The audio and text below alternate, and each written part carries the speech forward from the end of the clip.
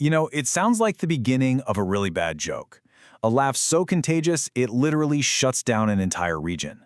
But back in 1962, in a place called Tanganyika, this was no joke at all. It was a real and frankly terrifying medical mystery. So how did a simple giggle spark a medical crisis that lasted for over a year? Well, let's dive in. So let's start with a question that sounds like it's pulled straight from a comic book. Can a joke actually be a weapon? In this unbelievable story, the answer is a very strange and complicated yes. The trigger was harmless, but the fallout? Anything but. Because this wasn't just some weird, week-long event. This so-called laughter epidemic dragged on for a staggering 18 months. A year and a half. I mean, how on earth does something like that even happen? To figure that out, we have to go right back to the very beginning, to a single moment that kicked the whole thing off. And it didn't start with a cough or a sneeze. It started with a giggle. Okay, so picture this. The place is Kashasha, a small village in what was then called Tanganyika. Today, it's part of Tanzania. The date is January 30th, 1962. And we're at a mission-run boarding school for girls. The thing that started it all, it's almost silly.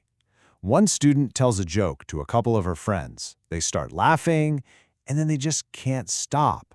And this wasn't just a case of the giggles, This was uncontrollable, it was exhausting, and as you're about to see, it was somehow contagious. And it spread like wildfire. Within just a few weeks, 95 of the school's 159 students were trapped in these fits of laughter. Just think about that for a second. That's almost 60% of the entire student body totally incapacitated by laughter. The school had no other choice. They had to shut down. But here's the twist. Sending all the students home didn't solve the problem. Oh no, it unleashed it. Closing that school was the very thing that turned a bizarre local outbreak into a full-blown regional epidemic.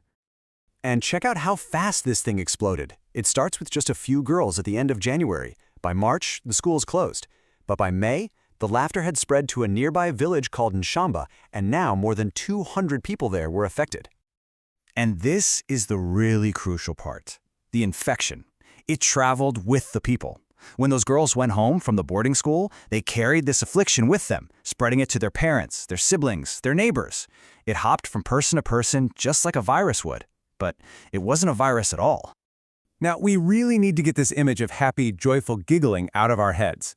As one local witness put it, it wasn't a happy laughter. It was a painful, distressing thing to see and hear. This was agonizing. It was a source of real suffering.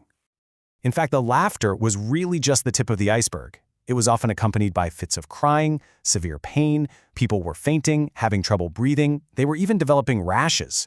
This was a full-body affliction, and for the people going through it, it was absolutely terrifying. So you can imagine, the medical community was completely baffled. Doctors and scientists rushed to the area, trying to get a grip on what in the world they were dealing with. They were trained scientists facing something that seemed totally absurd. They started with all the usual suspects, right?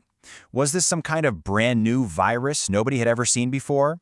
Maybe the food supply had been contaminated with some kind of toxin. Or was there something in the water that was causing this bizarre neurological reaction? But every single test they ran came up empty. Blood samples, perfectly normal. Spinal fluid, totally fine. They screened for every environmental toxin they could think of, nothing. There was just no physical, biological, or environmental cause they could find. The mystery was just getting deeper. So with every single physical cause ruled out, investigators had to start thinking way outside the box. They had to consider a much more unconventional explanation. The answer, it turned out, wasn't in people's bodies, it was in their minds. Okay, so look at the two possibilities side by side. A biological illness just didn't add up. There was no virus, no bacteria, and no positive tests. But a psychogenic illness, one that's born from stress and spreads through social influence, that fit everything they were seeing almost perfectly. The final diagnosis was something called mass psychogenic illness, or MPI.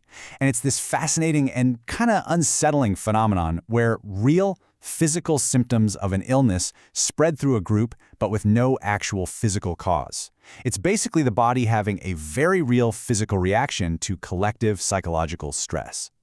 And when you look at the facts of this case, the diagnosis just clicks. I mean, think about it. It started in a super high-stress environment, a strict boarding school. It mostly affected a really close-knit, isolated group, young women. It spread through social interaction, by seeing and hearing other people with the symptoms, not by germs. And, of course, they never ever found a physical cause. So what's the big lesson here? This totally bizarre epidemic from more than 60 years ago is way more than just a weird historical footnote. It actually tells us something really profound about how our own minds work. At the end of the day, this whole story is just a powerful, real-world example of the mind-body connection. It shows that intense stress isn't just a feeling. It can trigger very real, very physical symptoms. And in the right social environment, those symptoms can actually become contagious. And the real-world impact was huge. Before this whole thing finally fizzled out, this wave of psychogenic illness forced a total of 14 different schools to close their doors, and it affected well over 1,000 people. And it all started from a single joke. Which really brings us to a final, pretty chilling question. The Tanganyika outbreak spread through old-school, face-to-face social networks. But what about us? In our hyper-connected world of viral videos and social media challenges, are we maybe even more vulnerable than ever to these kinds of epidemics of the mind? It's definitely something to think about.